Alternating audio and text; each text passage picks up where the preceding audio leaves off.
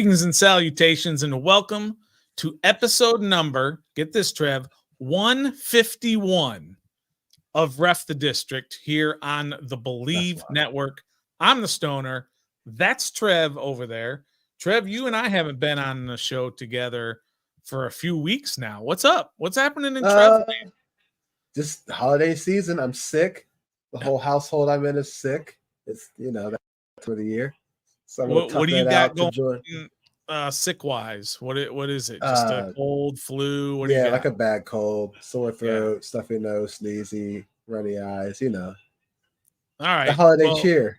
That's right. Well, thanks for powering through tonight, Trev. I know everybody who's here watching already is appreciating you being here. Nathan is not here, as you can see. Nathan is even sicker than you are, Trev. He's got a back that's all busted up, and he can't even sit for an hour and a half without needing some pain meds or having to lay down or whatever. So shout out to Nathan who is laid up a little bit tonight. Of course, he'll be back. Don't worry about Nathan. He'll bounce back. He just exactly. He needed a week off or a day off, basically. He's been really powering through the last couple of weeks. So shout out Nathan out there. Mm-hmm. Again, we are on the Believe Network, and we appreciate everybody who's here. Before we even get started, make sure you hit that like button. Make sure you hit that subscribe button. Hit that notification button. Hit that bell so that you know when we're live like now or whenever we put out content, which is, of course, all the time. And, Trev, we got an awesome show. Awesome show today. We're going to get on all our predictions for the game against the Rams. That's going to be in the cool down. That's a little bit later in the show. And then we're going to talk all about the game against the Rams on Sunday. Bye week's over, Trev. Bye week is over. Come and gone. We got the Rams coming up this week, so we're going to talk all about the Rams and what they're about. That's in the game a little bit later. And here in the warm-up, this is the Don't Sleep warm-up segment of the show. Head out to don'tsleepenergy.com. and use the code district, and you will get 12% off your order if you use that code. So we appreciate everybody at Don't Sleep. They're an awesome local DMV business, and we support them fully. There's already people here in the chat letting us know what's going on and what they want to talk about as well. We're going to get to a lot of people in the chat. We're going to talk a lot about the tank. Tank or anti-tank, Trev? That's what we're going to talk a lot about. But we got some news and notes, Trev, from today. Yes, sir. That has happened. But before we get to that, I do want to talk about Bet Online. Bet Online is a fantastic sponsor of us here at Ref the District and the Believe Network. All the sports, major sports are in action this week with the college football playoffs ready to kick off. That's what, in about a week and a half. That's New Year's Day is the playoff. Right? The 1 versus 4 versus 3. Bet Online is your number one destination for all your sports wagering info, including news for pro football, the NBA, upcoming fights, and NHL games this season. Head to the website today to get into the action and see all the updated odds for the week. Remember to use the promo code BELIEVE, BLEAV, to receive your 50% welcome bonus on your first deposit. Bet Online, where the game starts. Got a bunch of folks in here. Lockdown Law jumped in early. Gus, of course, is here. Allison, NCR 10. Dougford's here. Nathan's in here. Shout out Nathan. He said he will be in the chat. He's probably like what this. What up, Nate, dog? He's probably laying on his back. For sure, with the computer screen on the ceiling. That's right. Right. DMV Mess Hall. I'm sure that's Tailgate Ted is here in the chat as well. So appreciate everybody here. Silver Fox is here as well. And so that's all the people in chat. Trev. Yes, sir. I want to say this first. This is kind of related to the betting and kind of related to the Commanders. And you said this before we came on. Let everybody know what we were talking about. Because, again, Trev and I haven't really seen each other in, I don't know, maybe a month, 3 weeks. No, about 3 weeks. Yeah. And Trev said, Stoner, we suck. Right? And I was like, I know, it's crazy. We did not predict this. Trev had him at 12-5. It was your preseason prediction. You were real positive, and I get it. There's a lot to be positive about in this offseason. Yeah. But I'm taking a little blame for what happened. with this season. It's a little bit on me, Trev, and here's why. Why? I'm a bad gambler, okay? My account, I think I'm at 24 consecutive losses in my account. My bet on, okay? Stoner. 24 consecutive. And I'm down to my last few dollars. I mean, I had like $75, I think. I put 50 on the over 6.5 wins for the Commanders. It's my fault. I'm a mush. I'm the whole reason. I'm the whole reason that why we're stuck on 4. That we're stuck on 4 wins. And you know what I did with the rest of it, Trev? The other $25 I had left over? The what, Stoner? Wizards over 24. Oh my God. They've won what, 6 games? 3, Trev. They've won 3 games.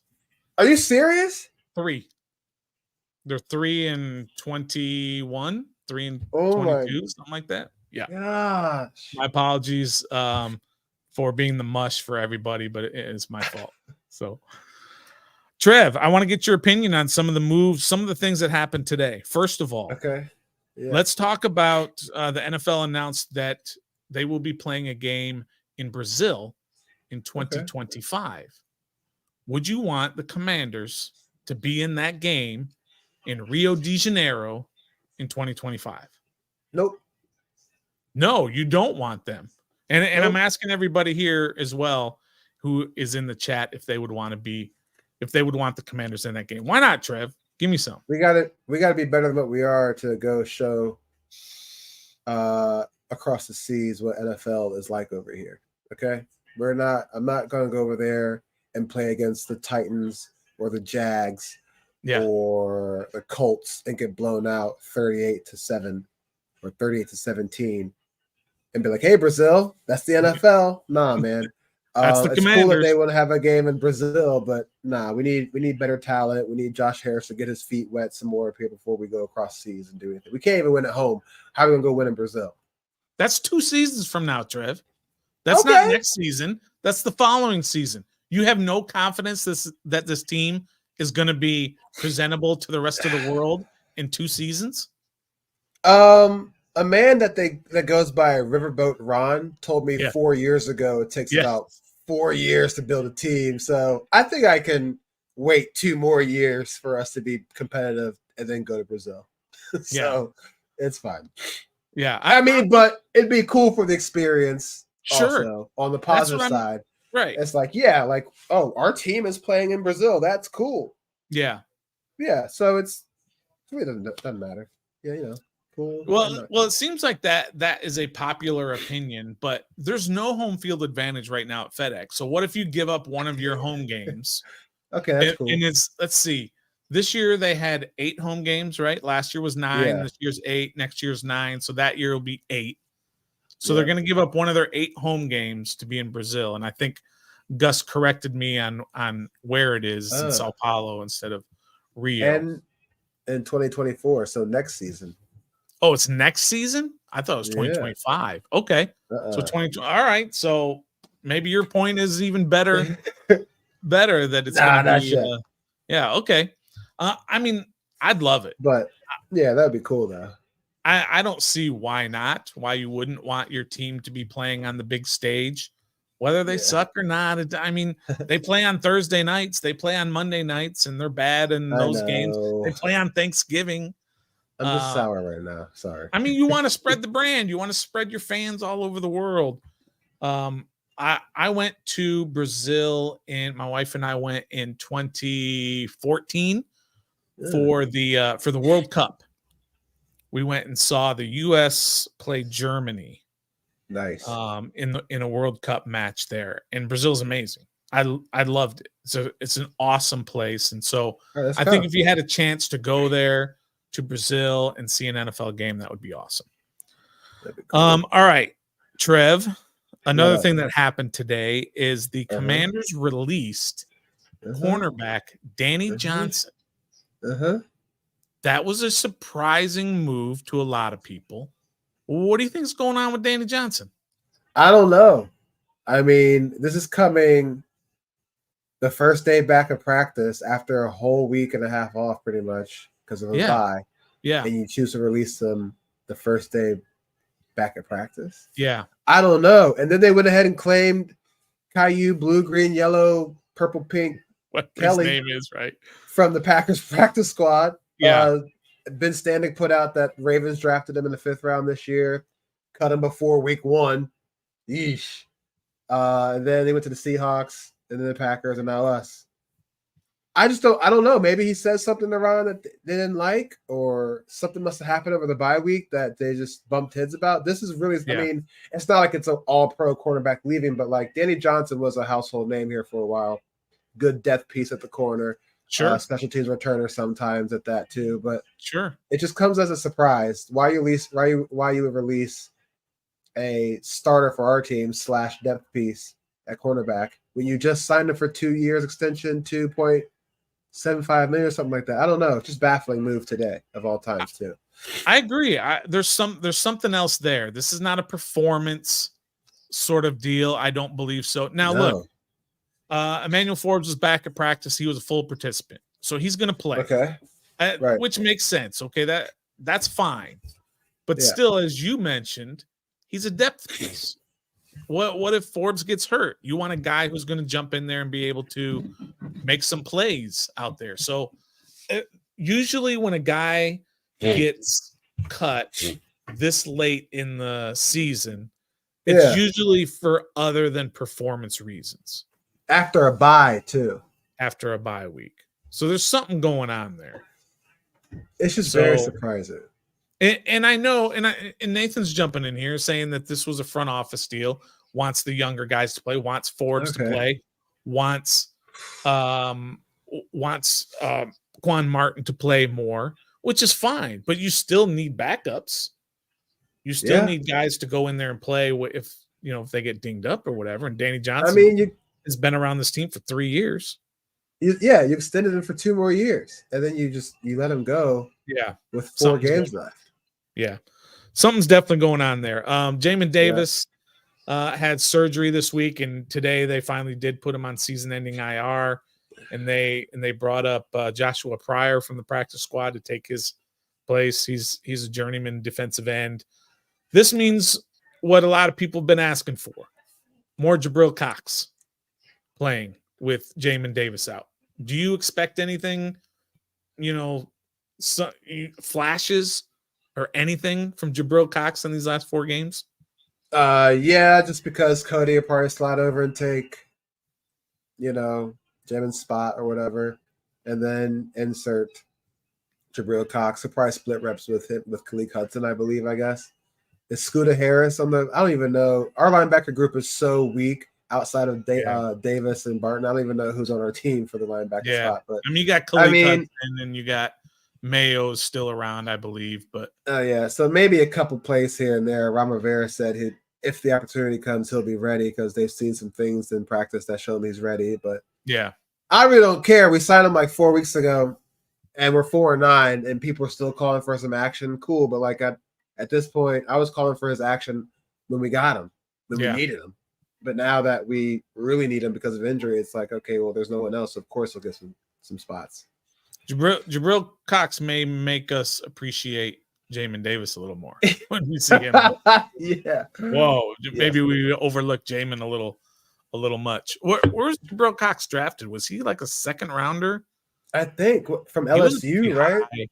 I think he was a pretty high draft pick. So, but I mean, he's bounced around already in the short time he's been in the NFL. So he's obviously not as talented as his draft position was made out to be. And speaking of draft position, let's talk about this whole tank anti-tank. Trev, I know real quick. It was 4th round in the. Oh, it was a 4th rounder. Yeah, okay. So. Maybe it was just the LSU, the whole LSU. Yeah. Everybody kind of he was a name. That's that familiarity bias that we've talked about a lot on this show. That you know him because you saw him on TV all the time. And he was in the playoffs and in championship games, and he played with Joe Burrow and all that other stuff. So, you just think of him as a stud when maybe he wasn't. Gus Bus, love Gus Bus. Gus I Bus, know, right? He needs to, Gus, you need to hit us up in our DMs on Twitter. I have some questions for you. So, because I don't know that we follow him because I don't know what his name is on Twitter. So Gus, do that for us when you get a chance. But let's talk about this tanking. Let's talk about drafting fourth rounders like Jabril Cox or first rounders. Trev, you are tank or anti-tank?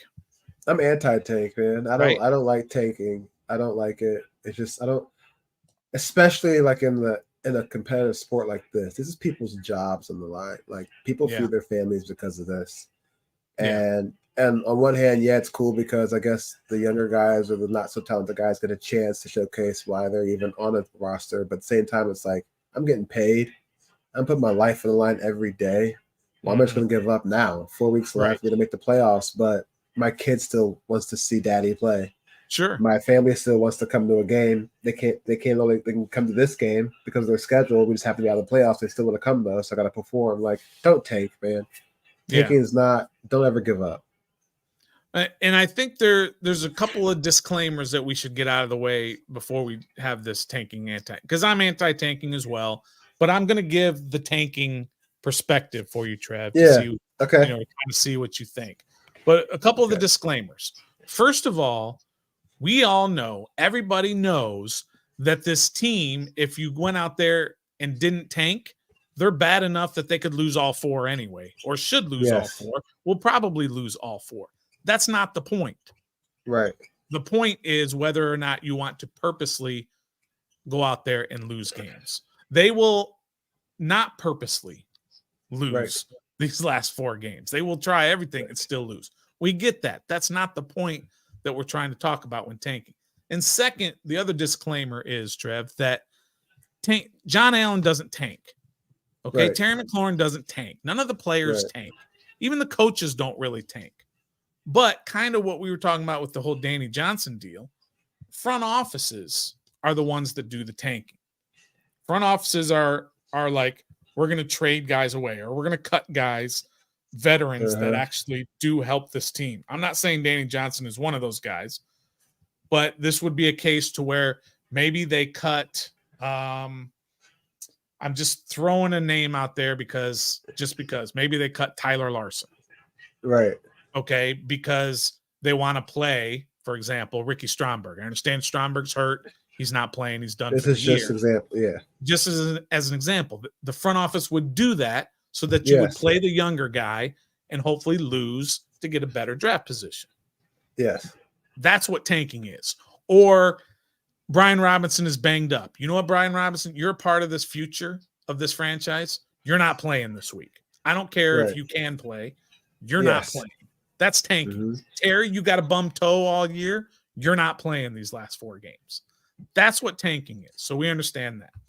But Trev, do you recall in 2020, and I'm asking all the folks here in the chat as well to hear this part. Do you recall in 2020, the last game of the year, Washington was 6-9.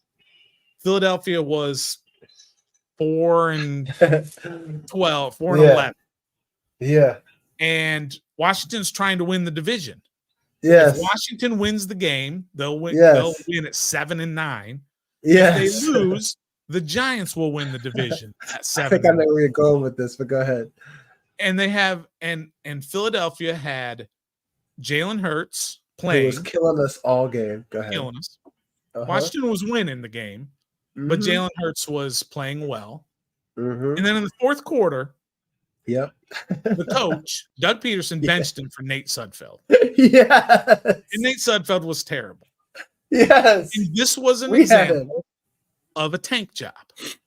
Yes. They were trying to lose the game. Yes. And what did they do? They ended up with the 6th pick. They would have had the 9th pick if they had not. But what they did with that 6th pick is they traded back to 10. And they got a 4th rounder that year, and they got a 1st rounder the next year. Okay. They still got Devontae Smith with the 10th pick. They used the 1st pick from the next year and put it in a package to trade for A.J. Brown. Yeah. That is an example of a team that tanked to where it worked out. You got Devontae Smith. You got A.J. Brown. You got the Eagles. They were in the Super Bowl. They're a Super Bowl contender this year. That is a tank job. Okay. That worked. So how do you counter that argument? If I could tell you that here's a great example of it, what's your argument against what the Eagles did? That was the very last game of the season for the Eagles. They won 4 games. Right. We still have 4 games to go. Right. I'm all for that tank of a move. If the Commanders, if we have 4 wins and we're losing the last game of the season, I'm all for, hey, don't wait till fourth quarter, wait till halftime. Go ahead and put Jake Fromm in. You don't need to put you can put Jacoby in for third, Jake Fromm for fourth. Just to be fair. But yeah, I'm taking Sam Howell out. That's the only way. I'm taking McLaurin out, John Allen, Deron Payne, all the core guys who are hopefully going to be here the next year or two to see what this new regime can do. Yeah. I'm taking Forbes, taking him out. Kendall Fuller, he can play. But all the core, that's what I'm good for taking. But with 4 games left, to potentially end up 8-9, doesn't get in the playoffs, but you win the last 4 games of the season, you end the season on a high note, especially with the new regime. Like, hey, this organization was 4-9, we finished 8-9, 4-0, winning streak at the end. It shows we still have some fight. We didn't want to give up. We still want to be competitive. So yeah, I'll only accept it if we do the same thing the Eagles do in the same position. 4 wins, last game, second half, we're losing. Other than that, play on, man. Balls to the wall. Yeah, just play. And let the chips fall where they may. Now, people, we've talked a lot about the tanking here in the last few days here on Ref the District and some of our content and on Twitter and such. And we've talked about kind of the idea that Washington is in the 4 position right now. And everybody says, not everybody, a lot of people are saying that if you don't tank, you're going to end up with a worse pick and we're going to continue to be a mid franchise.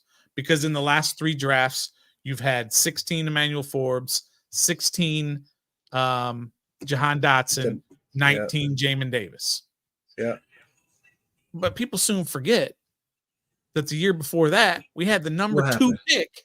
And we drafted Chase Young, and he was a bust. He's a bust for this franchise. Yeah. Whether or not he's going to be a bust overall is still to be determined. Yep. But we've had the number 2 pick, and it didn't work out. It doesn't matter, Trev, where you draft. Thank you. It does not matter. You just have to draft correctly.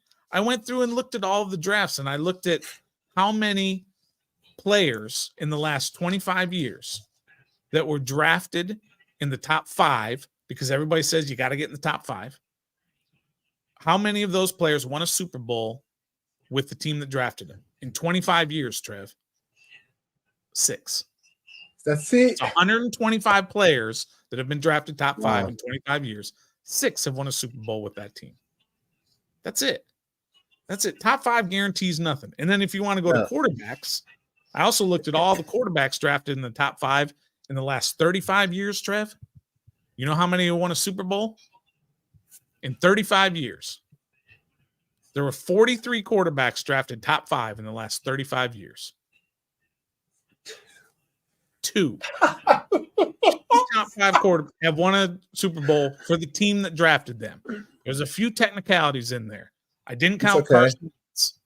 Okay, Carson Wentz, who won a Super Bowl but didn't play in the playoffs or the Super Bowl. I didn't count that. I didn't count Eli Manning because he was drafted by the Chargers technically.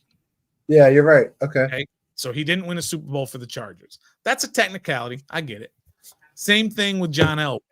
He was drafted by the Baltimore Colts and then eventually traded to the Broncos. I didn't count him. And then Drew Bledsoe's another one. Drew Bledsoe, I believe, made it all the way, played in the AFC Championship game, but Tom Brady played in the Super Bowl and won MVP. So I didn't count that. So there's some technicalities there. But still, the numbers are top 5 are not doesn't guarantee you anything. It may give you leverage. That's another argument, Trev, is it may give you leverage to be able to trade back and get more picks. And then maybe bundle those to go get yourself an A.J. Brown. You know, I just can't see any like front office or head coach telling the players, hey, look, when there's 4 games left, we're in the fourth spot for draft. You know, if we keep losing, we could be top 5 and we can go get. I don't understand how you relay that message to your players, to 53 grown men who put food on their family's table playing the sport. I don't see. The logic is there from us because we're from the outside.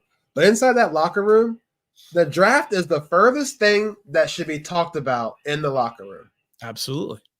Those 53 players and 16 practice squad players, yes, okay, some might look at the draft position right now, but I'm pretty sure 80 to 85, 90% don't care. They got to play the Rams on Sunday. They got to go out and perform and get paid to feed their families, provide for them. So, like, I understand where all this is going, and it's a good, but, like, it's 4 games left. I don't see the message being relayed. Lose these 4 games, so the coaching staff that's not even going to be here next year can go help influence the draft. So it doesn't make sense. I think the overall point is that it doesn't really matter where you draft. No. You just have to draft better. You can look at every draft that Washington has had when we pick these mid players, these Forbes and Dotsons and Davis, and look behind you and see all of these players that are better, that would have been a better pick for this team. Right. The Christian Darasaws of the world, the Deontay Christian Banks, Gonzalez's of the world. Yes. Apparently, all just draft a guy named Christian with his first name. name. Pretty much. Seem to work out pretty well. But it's always been my stance personally is that you just play every game to win, and at the end of the year, you see where you are, and you draft better. Because where would they be today? And we don't really know, and it's kind of unfair. But where would we be today if we had drafted Justin Herbert instead of Chase Young? Which, by the way, just to pat my own back, I said that the minute it happened. If they don't draft, if Chase turns out to be a bust, we're always going to look back and say, why did they draft Justin Herbert? And but Haskins was still in that position. Dwayne Haskins was where we thought he may be the quarterback of the future, and we needed to give that a shot. So we get it. We understand that there's that context. But there are some advantages. There are some. I understand how people want to tank, but let me ask you this, Trev. Let me give you a scenario, and you tell me what you would do. Not what you think the Commanders would do. Okay. But let's say Washington ends up where they are. They're the number 4 pick. Okay. 1 goes Caleb Williams, who's pictured right here on our graphic. 2 goes Drake May. Okay. 3 goes Marvin Harrison Jr. Ooh. Who you taking it for? I'm taking Joe Alt at offensive tackle out of Notre Dame. Okay, let's say you fall to 5th pick, and Alt goes 4. Okay. Who are you taking at 5? That other offensive lineman, I can't pronounce his name, but he's been linked to us on all these mock drafts. Fashanu? Fashanu, yeah. Yeah, Fashanu from Penn State. Yep. I will promise you this, Trev. I will promise you this right now. Guaranteed, I'll put my entire 401k on the line. Not really. But I promise you this. When the Commanders come up to draft, whether it's 2, 3, 4, 5, or 18, I promise you there's going to be a Hall of Famer waiting to be drafted.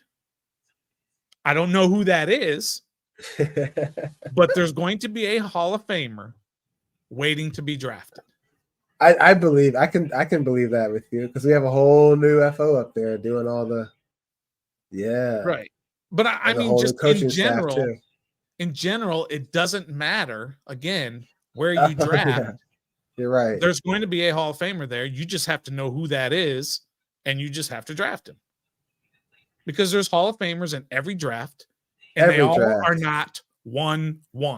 Excuse me. Some aren't even drafted. Right. It's not like 1-1 is Hall of Famer, 1-2 is Hall of Famer, and nobody else make it to the Halls of Fame. It's just not the way it works. They're there. They're waiting to be picked. There's Hall of Famers that get picked in the 4th round, 5th round, 6th round, undrafted. Yep. Kurt Warner was never drafted.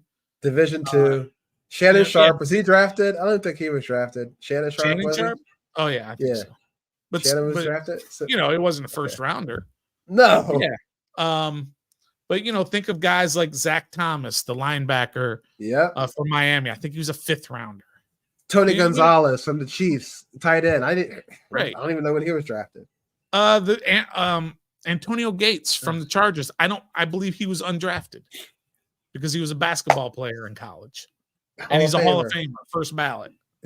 Maybe that was the same for Tony Gonzalez. You might want to look that up or ask Gus Bus to look that up as well. But the point is, there's always going to be somebody there who's going to be great for your team.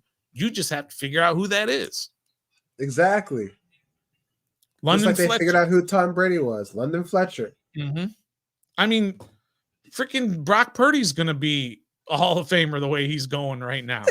And he was the last pick, the 7th round in last year's draft, or the year before's.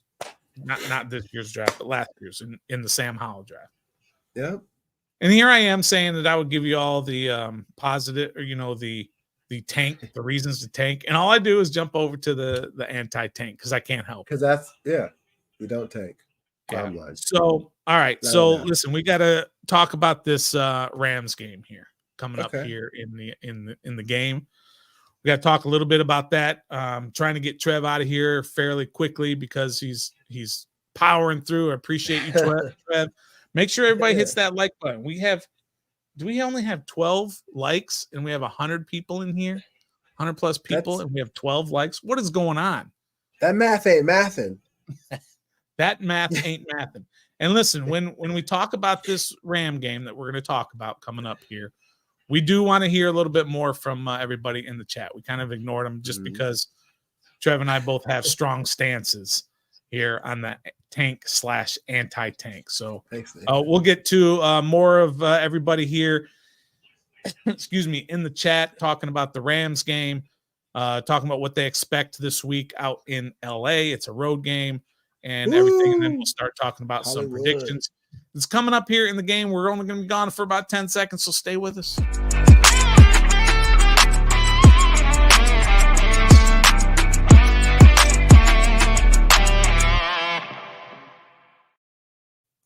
All right, Trev, 4 p.m. this Sunday, out in LA, SoFi Stadium, Rams versus Commanders. Yeah. What do you let's just get a general idea of what you expect to see from the Commanders against a 6-7 Rams team that's coming off a tough overtime loss to the Ravens, who's battling for a playoff spot. I believe there's 5 teams fighting for 2 spots, and they're all either 7-6 or 6-7. What do you expect to see? Hold on. Before I answer that real quick, shout out PNW Trout Slayer. Just got a Ref the District bucket hat last week. Sweet. That's dope. Very nice. Appreciate you. In honor of that, I'm going to put my bucket hat on. There it is. Yeah, either way, it doesn't matter. There you go. Hey. All right. Appreciate you, Trout Slayer. That's awesome. All right. For the Rams, how do I think the Commanders are going to come out? I think focused, energetic, more competitive. With the understanding that it's the last quarter of the season, treat it as in you're 0-0, we try to go 4-0. You spent the bye week learning that what went wrong so far, how you missed the playoffs, how Terry McLaurin was running cardio the last game out there. So they've had a week and a half to appreciate you, Nathan. I hope you feel better as well, my guy. Yeah, focused, competitive. And believe it or not, some people in that locker room still want to play for Ron Rivera. So they're going to show that on Sunday. I agree with that, by the way. Bye week. This is also why I don't like late NFL bye weeks. We pretty much lost playoff contention without getting a rest and a reset. And what I mean by that is we missed the playoffs 2-3 games ago, and now we have a bye. Sure. You could tell in the Dolphins game, we were just gassed. Our guys are tired, frustrated, and when you're frustrated, you don't play as hard or to your abilities that you're used to playing. So yeah, I think after a week of reset and focus, they're trying to go 4-0 this rest of the season. They're going to show some competitiveness and show that, you know, it's still serious for the most part. Okay, let me be a contrarian here, Trev. I love it. The last 2 games, not the last 2 weeks, the last 3 weeks, the last 2 games, they lost 45-10 or 45-15 and 45-10. I can't even remember what order that was, to the Cowboys and the Dolphins. Right. What makes you think that this team, coming off of those 2 horrific losses, are going to bounce back and be competitive against the Rams? Tired of getting embarrassed. Tired of getting their, excuse my French, tired of getting their ass kicked right on national television. Tired of laying goose eggs. Tired of, you know, all season they have the pieces. They have the locker room pieces needed to do what they need to do, but just got to, you know, figure it out. They're tired of saying that. Gibby said last week, the growth and development. It's just talk now. Yeah, that's been the motto all season since training camp, and here we are at 4-9. So I think frustration is going to be shown. You know, they're frustrated, so they're just not going to lay down anymore. Sure. And they got some rest. I mean, them boys just got blown out by Tyreek Hill. That's a fast man. They tired. They was tired after the first series. So yeah, just come out focused, ready to play. You got some rest. You got healthy. I think that's fair. I think the bye week plays a major role on whether or not this team will be ready. They do have to go out west, which is not as difficult as coming east, like the West Coast teams have to do. But yeah, I think that plays a little bit into it. Let's look at the practice report. Brian Robinson did not practice today. I was surprised about that. James Smith-Williams did not practice.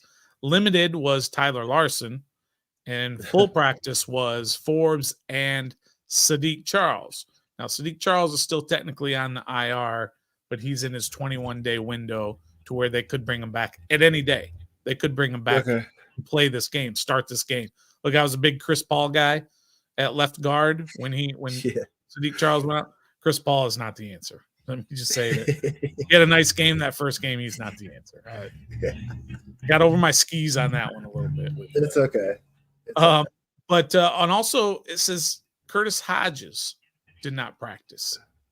Okay. I didn't even realize Curtis Hodges was still on this team. He's inactive every game. Is that what it is? He's inactive? Yeah, he's inactive every week. Okay.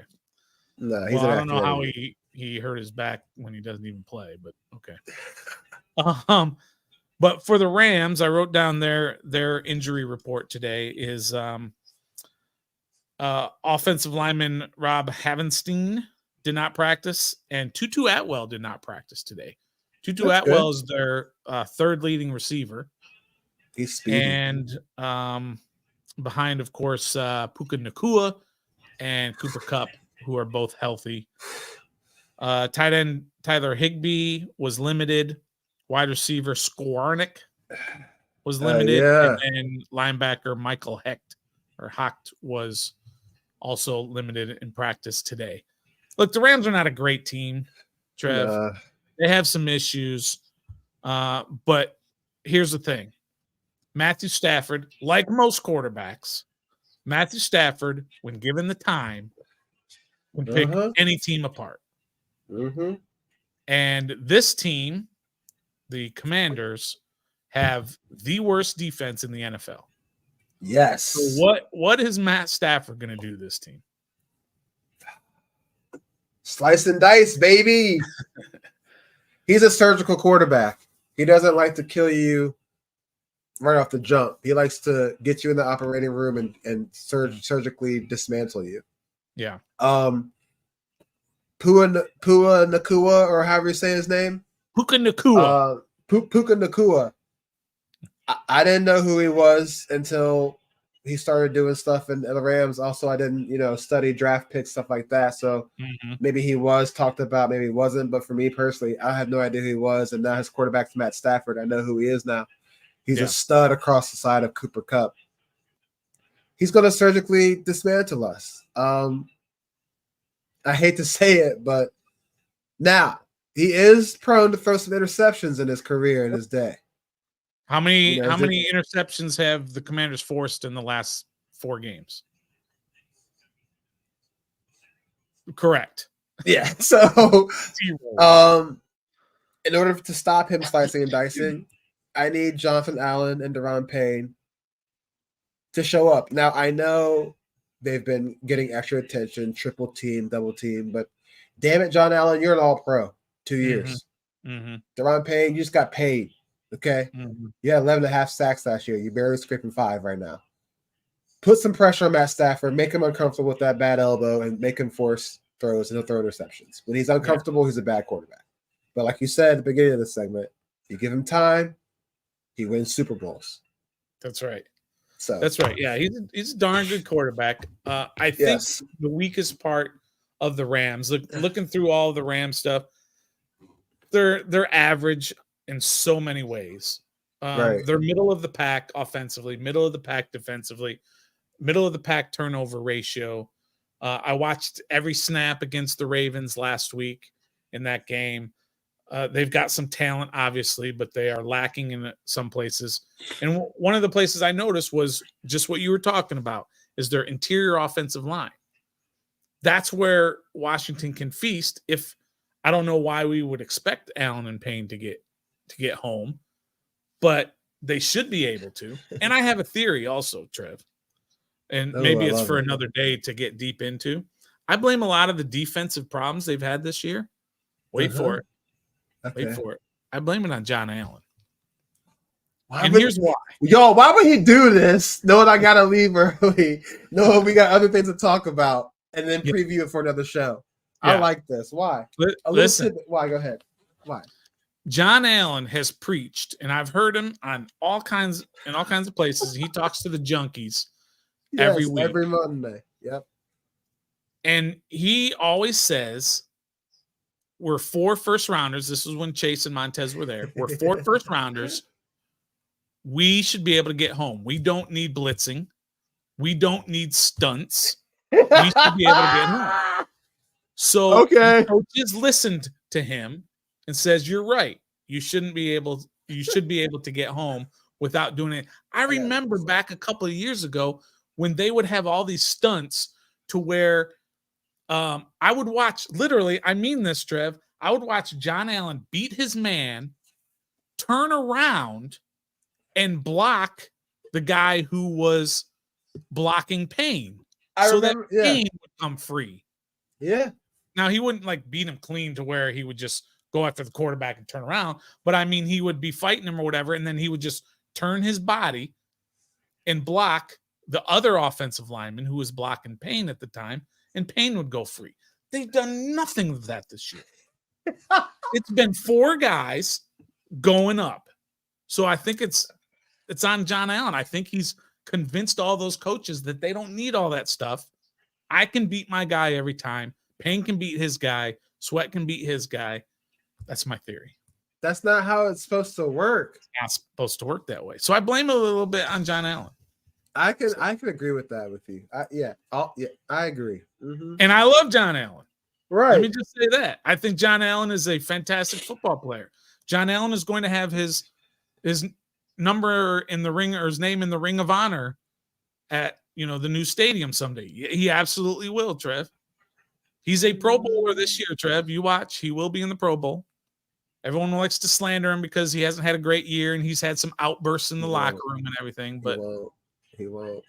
He will. 100% he will. I promise you. He's like 35 on the NFL top 100.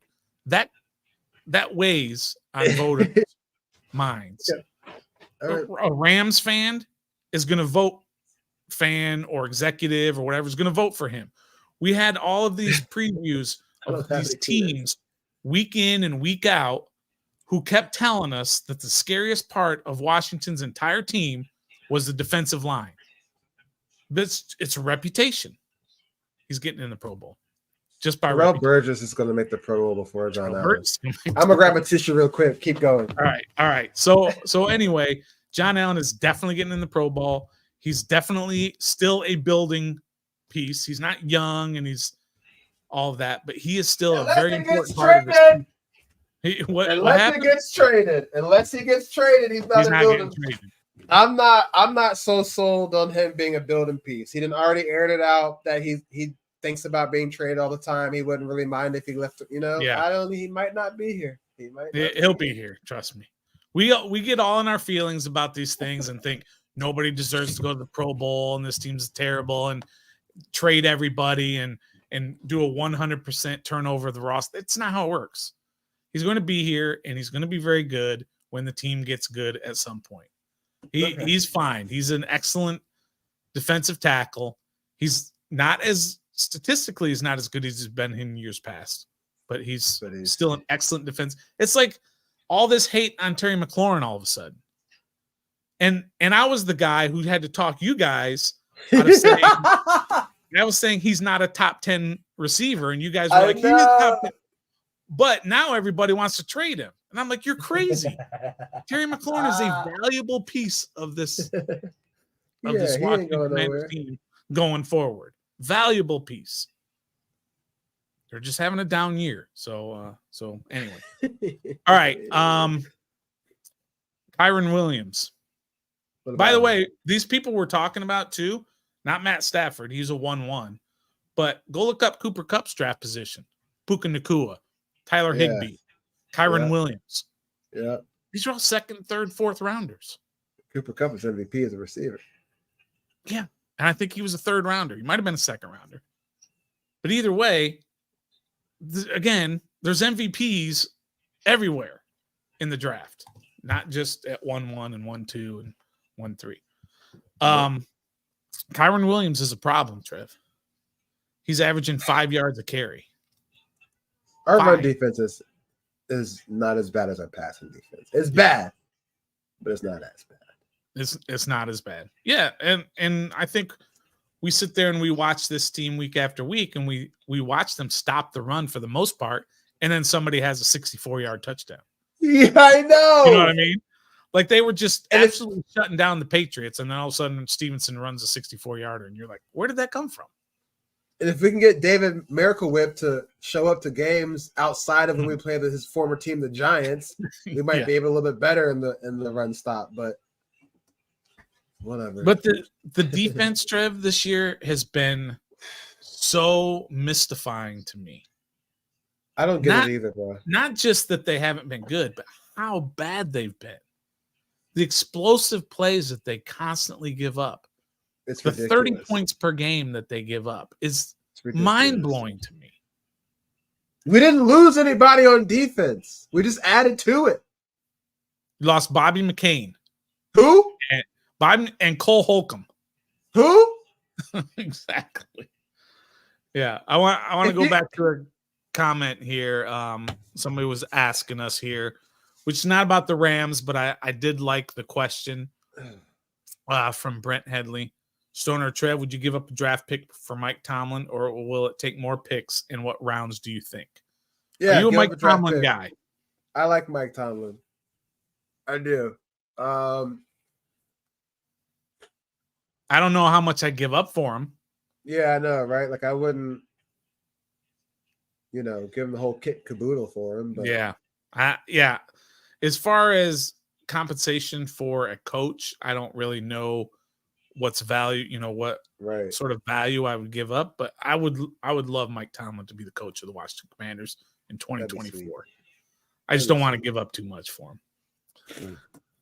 All right, Trev. A little bit more on the Rams before I know you're going to head out here.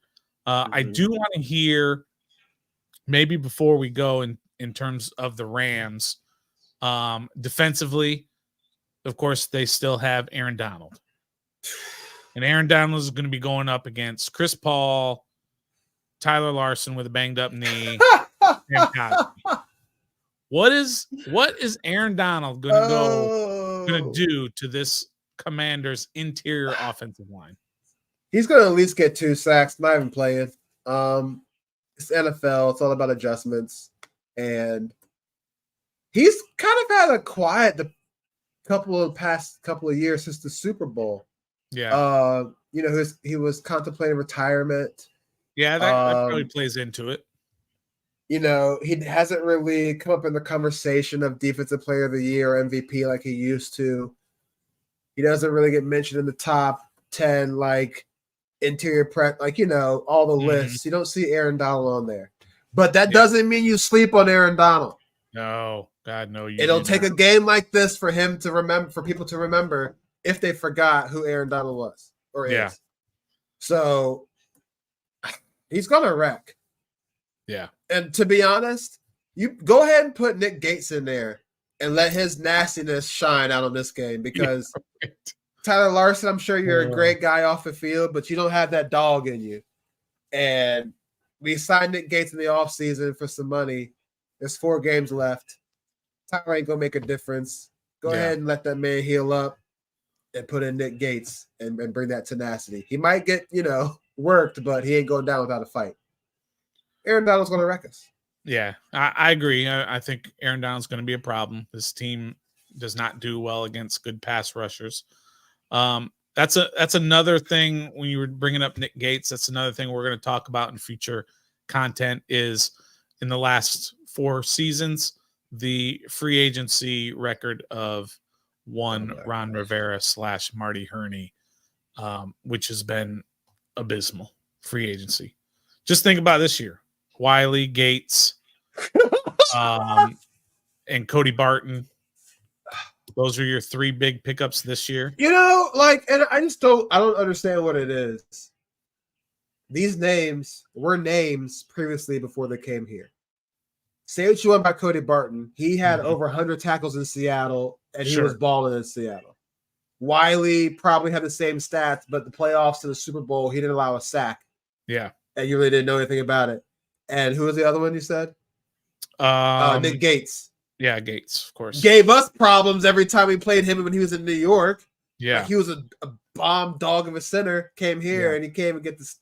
So it's like, I don't know what it is about our organization where people just lose their limelight when they come to play us. William Jackson. He was balling in Cincinnati. Now where is he? Ever since he came to us, where is he now?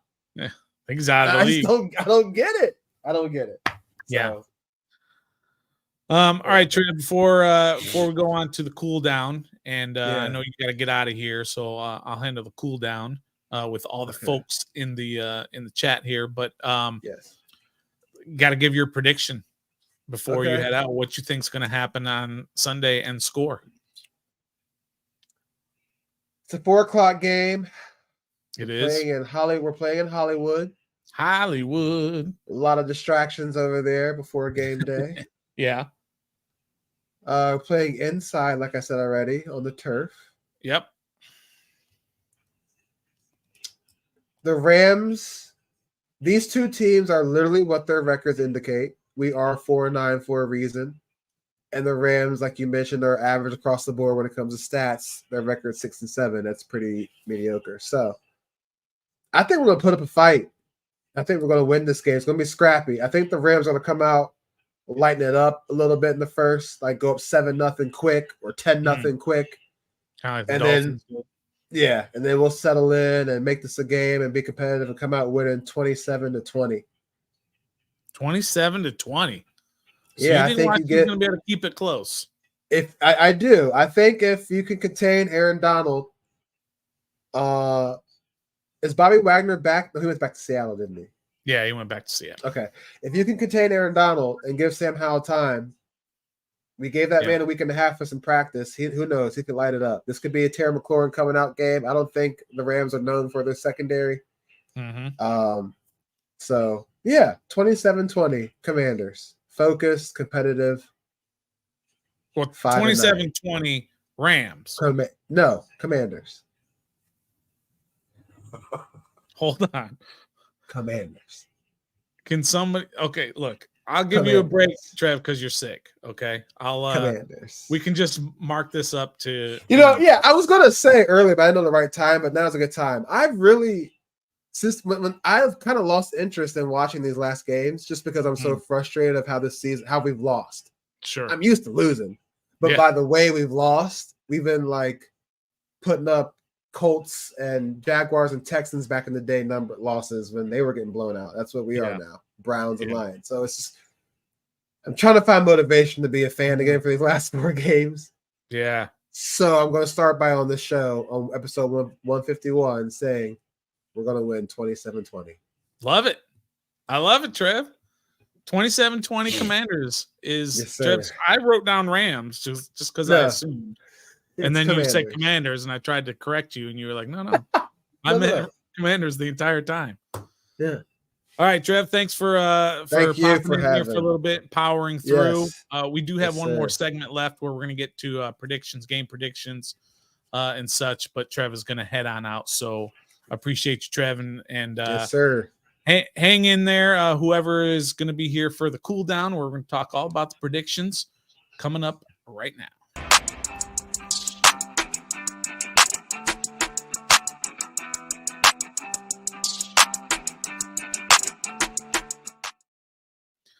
All right, welcome. Oh, man, I got to do what? There we go.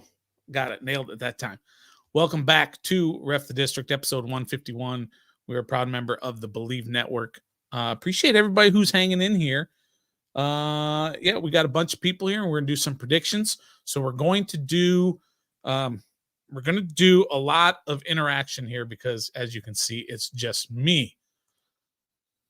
Nathan says Trev is taking strong medication for the illness he has, and that's why he predicted 27-20. Let's start getting those predictions in. I know some people have already started. You might have to redo it because your chat has gone out of my purview.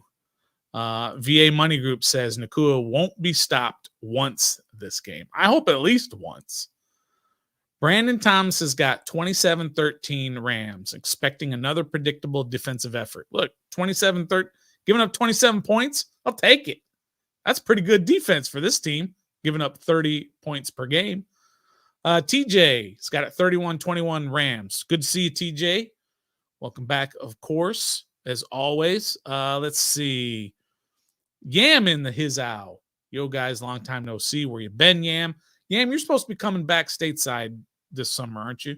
Coming up. Hope you do. Lockdown Law is happy you're back as well.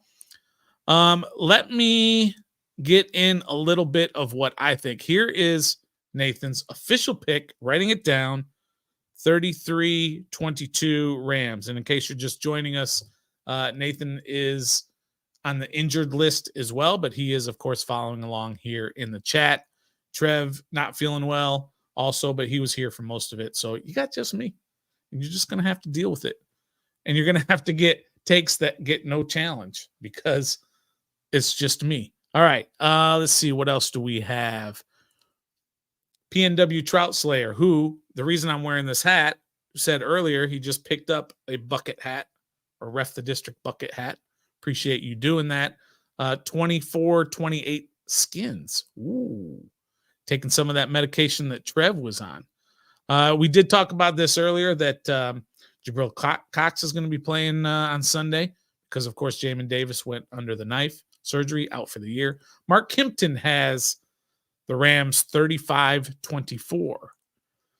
Brent Headley, 38-17 Rams. That's probably the general area I'm going to go with. Let's see. Kim is in his owl, 14-40 Rams. Ouch. That's kind of brutal. That's basically the last couple of games anyway. We had 40. I've already forgotten. 45-15 and 45-10. Has that been the last 2 games? So Kim's going with the same theme there. Allison's got it 34-13 Rams. Gus is doing a bit, 2-0. Aaron Donald with a safety in overtime. I get it. Lockdown also doing a bit, 131-21. I get it. Yam coming back into March, right about April Fool's Day. Welcome back when you get here. Brent says get well, Nathan and Trev as well. Who else we got? VA Money Group, 45-10. I get it. So let me give you my prediction here. As we have Uptown Dre's got it 32-20. Bad Guys, Dadgummit. Tommy's got it 30-24 Washington. Listen, I don't think they're going to lose all 4 games. I just don't think it's going to happen. How many teams do that? Not many. I know we think this team is bad, but they're not. They're not Carolina level bad. You know why? Because they have a quarterback. Although last 3 weeks, I get it. All right. So what is the Stoners prediction? I tell you, I did not see 45-15 coming against the Cowboys. I didn't see that coming. I did not see 45-10 versus the Dolphins. I may be mixing those two scores up. I did not see that coming. I didn't even see the game. I was traveling. But I didn't see those coming. I don't see a blowout here. I just don't. I don't know. I can't get it through this thick skull that Washington is terrible. Yes, they're terrible. I get it. But I just don't see them losing that bad. There's so much to play for these players. And there's still talent. I know we just like to poo-poo on everything. Their talent and their coaching and everything else. But they're not as bad as their record. Sorry, they're not. So, I think they're going to keep it close. I'm going to go, my official prediction, I'm going to go 30-24.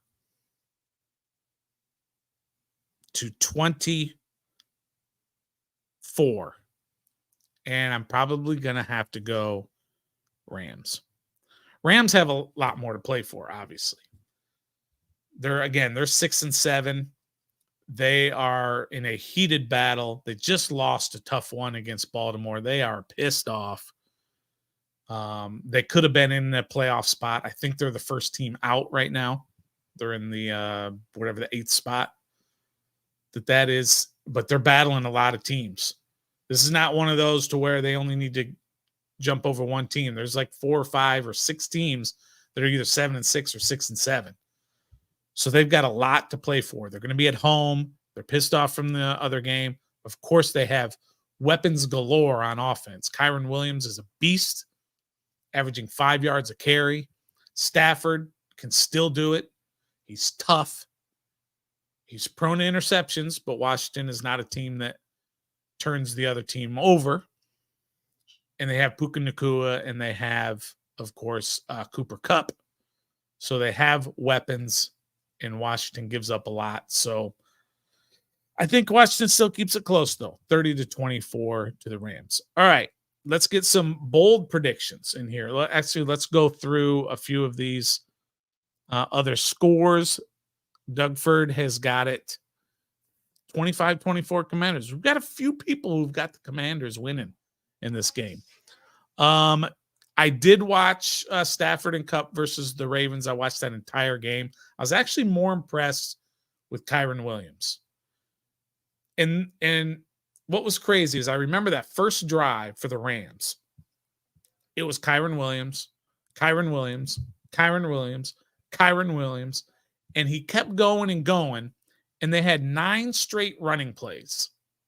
And then they got down inside, they got into the red zone, and then they threw it 3 straight times, which made no sense, and they didn't get in, and I don't remember if they kicked a field goal or they whatever happened. I can't remember exactly.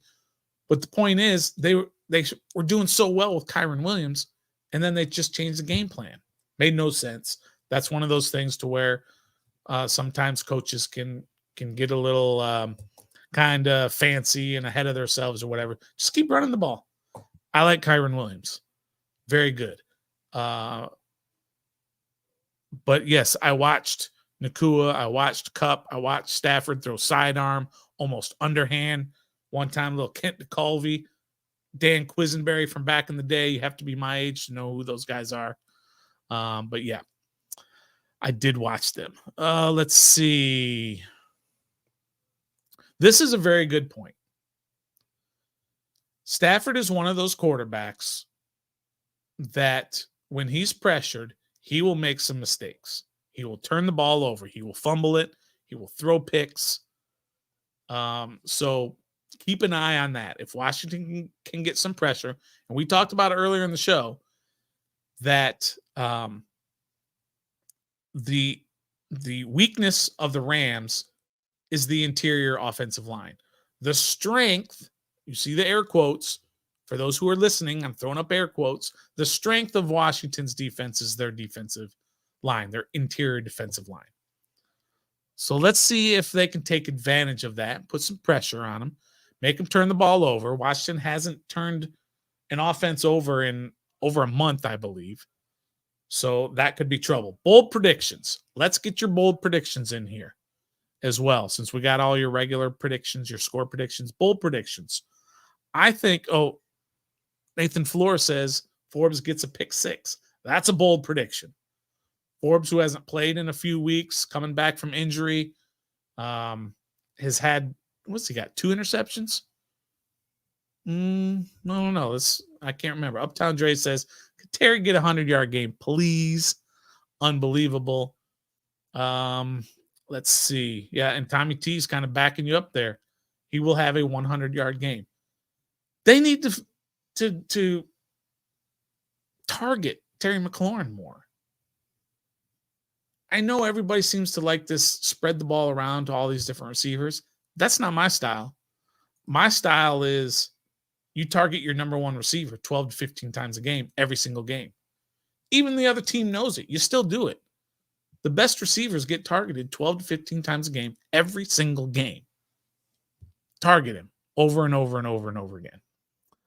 Let's see. Brandon Thomas has got B-Rob runs for 110 and Miracle Whip, i.e. mayonnaise, David Mayo gets a pick.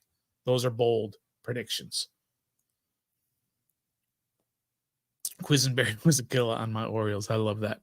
PNW's got Sam will run for a TD. I mean, that's not super bold because he's got a bunch of those, but yeah, I get you.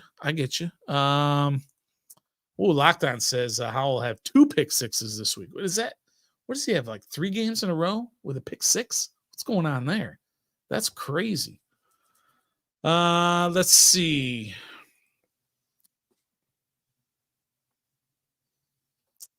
A couple of bold predictions from my end. I think the interior line, I'm not going to limit it to Allen and Payne. You know, Allen, Payne, Ridgeway, Mathis. Is he even on this team still? Is Fedarian Mathis still on this team?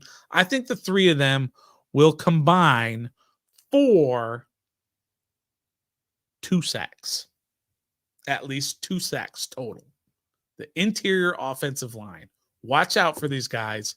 Again, the weakest part of, I was going to say St. Louis, of the LA Rams offense is their interior offensive line. Hopefully, this defense can feast on that. Sly will not miss any PATs. Like, Sly is an up and down kind of kicker. I get it.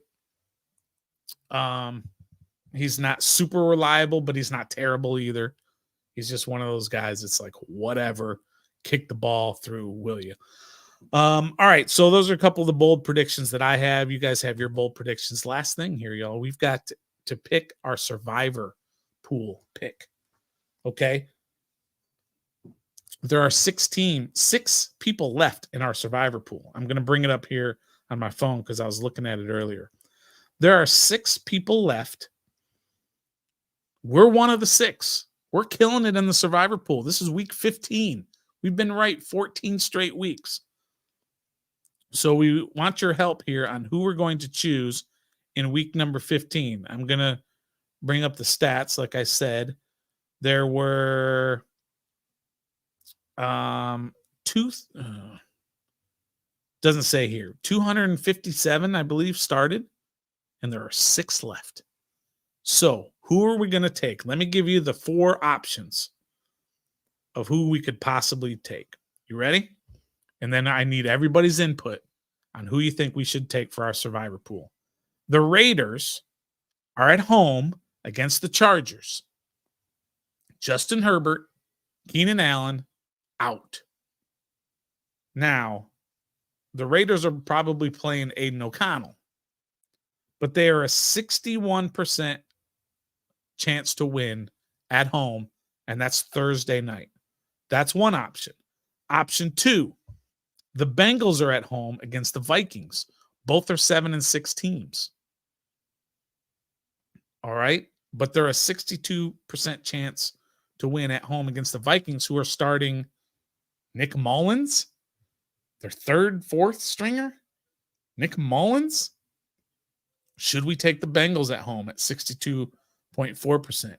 Option 3, the Packers are playing at home against Tampa, and they're a 64% chance to win. I don't like that one. I don't trust Jordan Love, and Tampa is rolling a little bit. Here's the next one. The Saints are at home against the Giants, and the Saints are a 73% chance to win. But the Giants, that DeVito insanity, that dude's balling right now. And then here's the last option. You ready? The Los Angeles Rams. The Rams are a 75% chance to win probability over the Commanders. We got to go Rams, right? So here's the choices. Rams over Commanders, or Saints over Giants, or Raiders over Chargers. I need y'all's help. We need y'all's help. There are 6 people left. It's a huge pot. We could possibly win this whole thing this week. Yam says Saints. Whoops, I put it on there. Yam says Saints. That's 1 vote for Saints. Tommy T has Bengals been balling. Yeah, that quarterback, he's been balling. Excuse me, sorry. PNW says Raiders. What's the line on the Rams game? That's a good question. Maybe Gus is still here. Gus can tell us what the line is. Oops. Teddy Strongman says go with the Raiders at home playing in prime time. Oh, man. Do you trust the Raiders? Brandon says the Raiders. Nathan, of course, says the Rams. I'm leaning Rams. I really am. You know what this is? This is kind of like an emotional hedge. So if you take the Rams and the Rams win, you're that much closer to the big pot of money. If the Rams lose and the Commanders win, then, you're just happy because your team won. But are you willing to pay basically that much money? It's a big pot of money. All right. Yam says the Rams are a good pick for sure. Nathan looked it up. 6.5 point favorite over the Commanders. Ooh, all right. I think it's probably going to be Rams. The Rams are at home. All these teams I gave you are teams at home. So Yam still says Saints. Oh, before you had the Rams. Okay, so probably going with the Rams. Probably are going with the Rams. Look, there's still 4 games left in the season. We'll probably go with the Rams. There's probably about a 90% chance we're going to go with the Rams. Let me take this bucket hat off a little bit. Put my Redskins hat back on. It's still a game. We're still excited to be able to watch the Commanders play every week. There's 4 games left. You got this week against the Rams, and you got Christmas Eve against the Jets. Then you've got New Year's Eve where San Francisco and Chase Young are coming in. And then you've got the last game of the year, of course, on the 7th, I believe it is, of January against the Cowboys. You want to win all these games. Stop talking about the tank, and we want to win all these games. We've got some fantastic content coming up for you the rest of this week. Tomorrow we'll have your Daily Commanders update. Friday, Daily Commanders update. Saturday, we will have your game preview where we'll get a little bit more in-depth on the Rams game and what they have to offer and what to kind of expect in that game. We'll have our instant reaction right after the game. Monday, our day after reckoning. And then Tuesday, we'll start with the cycle all over again. Looking forward to do all that. In the offseason, man, wait till you see what we got planned for the offseason. That is going to be all awesome as well. I hope you all hit that like button, hit that subscribe button if you're not a subscriber. I don't think my little like thing is updating. I still see only 12, but hopefully everybody hit that like button. Appreciate everybody for being in here and hanging to the end with just me yapping all by myself with nobody to check me, nobody to say I'm crazy with some of the stuff I'm saying. Locked On Law, PNW, Tommy T, Teddy Strongman. Of course, Nathan was in here. Uptown Dre. Oh, so many people. Skin the Ma Live. Got me on that one. I'm not sure exactly how to say that one. But Allison was in here. DMV Mess Hall was in here. Jesse Man, Brent Henley was in. Doug Ford, all the usual suspects. Gus was here as well. Appreciate everybody for being here. Appreciate all of your support for everything that we do on our channel. We love talking Commanders, and we love talking with you all about the Commanders. Again, hit that like, hit that subscribe button. This episode has been brought to you by Bet Online. Head on over there, use the code BELIEVE to get your 50% welcome bonus. Do that now. Tell them that Ref the District sent you. And until next time, wait for it because I don't have the thing lined up yet. What is it? Which one is it, Nathan? Is it the Be a Fan one? Yeah, Be Back Full. Yeah, I think that's one. So until next time, y'all, appreciate you. Be a fan.